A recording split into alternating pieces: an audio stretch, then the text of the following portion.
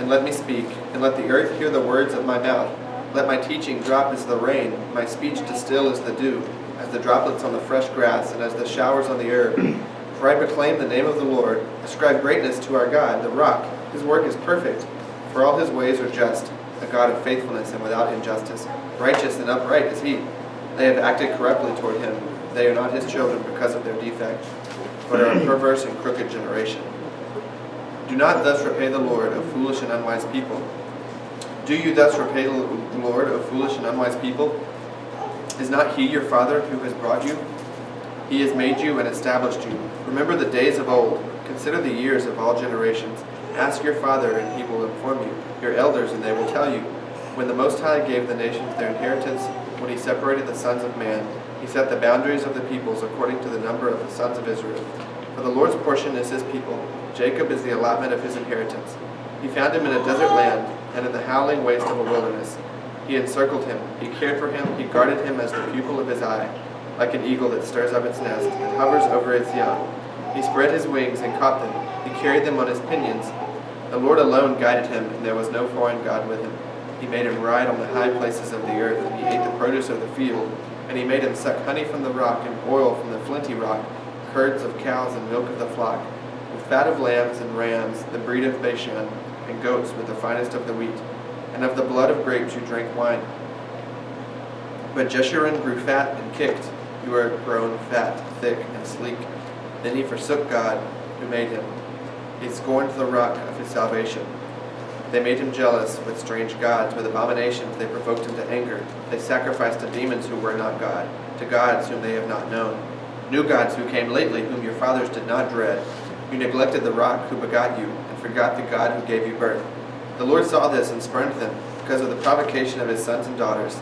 Then he said, I will hide my face from them. I will see what their end shall be, for they are a perverse generation, sons in whom is no faithfulness. They have made me jealous with what is not God. They have provoked me to anger with their idols. So I will make them jealous with those who are not a people.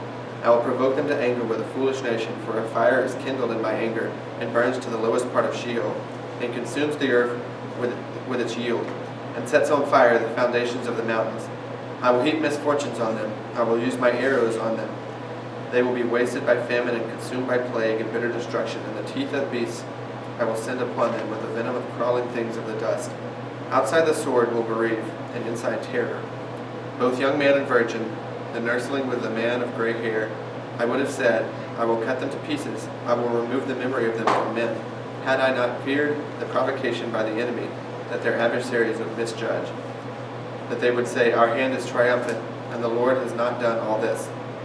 For they are a nation lacking in counsel, and there is no understanding in them. Would that they were wise, that they understood this, that they would discern their future. How could one chase 1,000, and two put 10,000 to flight, unless their rock had sold them, and the Lord had given them up? Indeed, their rock is not like our rock. Even our enemies themselves judge this, for their vine is from the vine of Sodom, and from the fields of Gomorrah. Their grapes are grapes of poison, their clusters bitter. Their vine is the venom of serpents, for the deadly poison of cobras, and the deadly poison of cobras. Is it not laid up in store with me, sealed up in my treasuries? Vengeance is mine, and retribution in due time their foot will slip, for the day of their calamity is near, and the impending things are hastening upon them. For the Lord will vindicate his people, and will have compassion on his servants, when he sees that their strength is gone, and there is none remaining, bond or free. And he will say, where are their gods, the rock in which they sought refuge? Who ate the fat of their sacrifices, and drank the wine of their drink offering? Let them rise up and help you. Let them be your hiding place. See now that I am he, and there is no God besides me. It is I who put to death and give life. I have wounded, and it is I who heal. And there is no one who can deliver up from my hand. Indeed, I lift up my hand to heaven and say, as I live forever, if I sharpen my flashing sword and my hand takes hold on justice, I will render vengeance on my adversaries, and I will repay those who hate me.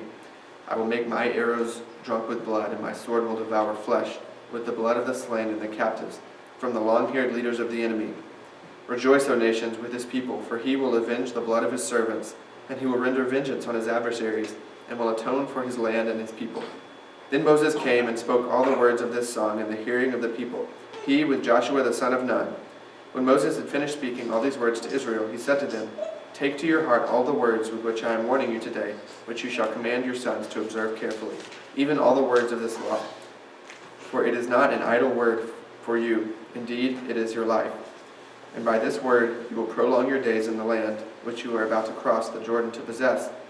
The Lord spoke to Moses that very same day, saying, Go up to this mountain of the Abiram, Mount Nebo, which is in the land of Moab, opposite Jericho, and look at the land of Canaan, which I am giving to the sons of Israel for a possession.